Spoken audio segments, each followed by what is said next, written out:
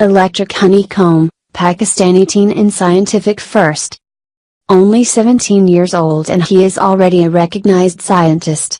Muhammad Shahir Niazi's research on electric honeycomb was recently published in the Royal Society Open Science Journal.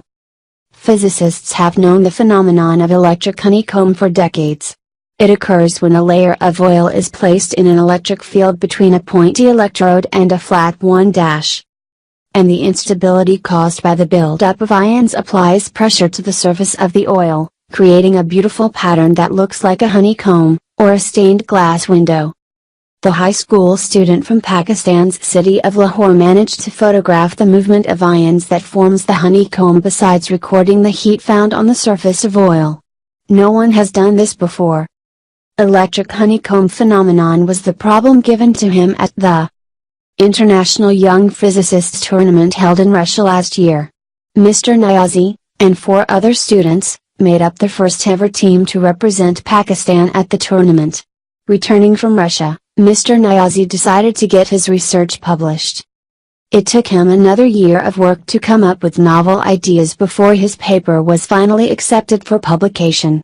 He received the letter of acceptance just days ahead of his 17th birthday last month.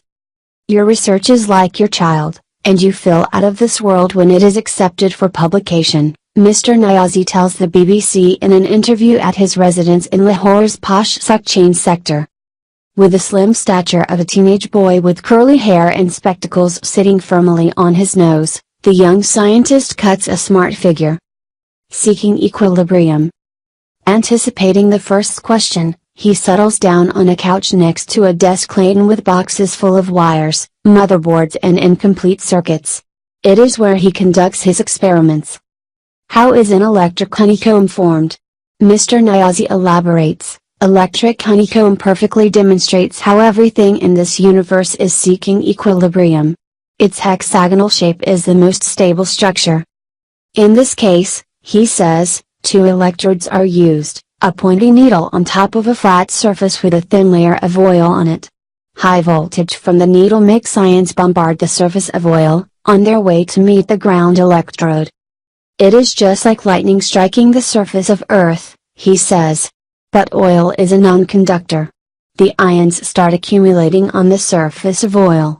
As the pressure increases, they create a depression and manage to meet the ground electrode. In the process the surface of oil loses its shape, something it does not want. So within no time, honeycomb-like hexagonal structures appear on the surface of oil. The amount of energy that goes in equals the energy that comes out and thus the flow of electricity is efficient. This way equilibrium is restored, he sums up. Mr. Niazi replicated the phenomenon at last year's tournament. To prove his findings, he photographed the ion wind demonstrating that the ions were moving. He also recorded the heat produced through their movement, a finding that needs further study. He says he had been using the shadowgraphy technique just for fun before he decided to use it in his research. I thought if I see my research from that perspective, I might discover something new. That's how I managed to photograph the shadow of ion wind and it was added as novelty in my paper. Mr. Niazi says that using this technique an oil droplet can be manipulated without touching it. Engineers can use the visualization of this phenomenon to develop technologies that can be used in biomedicine and in printing. In the country he comes from, not many his age would dare venture into avenues of learning other than the conventional schooling. For Mr. Niazi, the traditional classroom learning became boring at times. It was then that he turned to other avenues such as books he received from his father and grandfather. At a very young age he was also introduced to the concept of self-learning. He was only 11 when he first started taking online courses. He has taken 25 courses in different subjects from platforms like Coursera. For toys, he owns a telescope and tools for his scientific experiments. When I was a child I used to watch documentaries on science with my grandfather and read books on mathematics and other science subjects, says Mr. Niazi. He has an inquisitive nature. His mind is always abuzz with questions and then theories to explain them. Yet, he too seeks equilibrium. Mr. Niazi has a deep interest in music and art. He creates excellent pencil sketches and is a self-taught pianist. He was not expecting the media attention he is now getting. But he is glad he did something that made his country proud.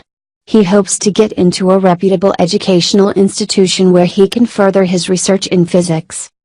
Mr. Niazi aims big. I would love to win another Nobel Prize for Pakistan, and he thinks bigger. Isaac Newton was 17 when his first paper was published. I was 16 when I officially received my acceptance letter.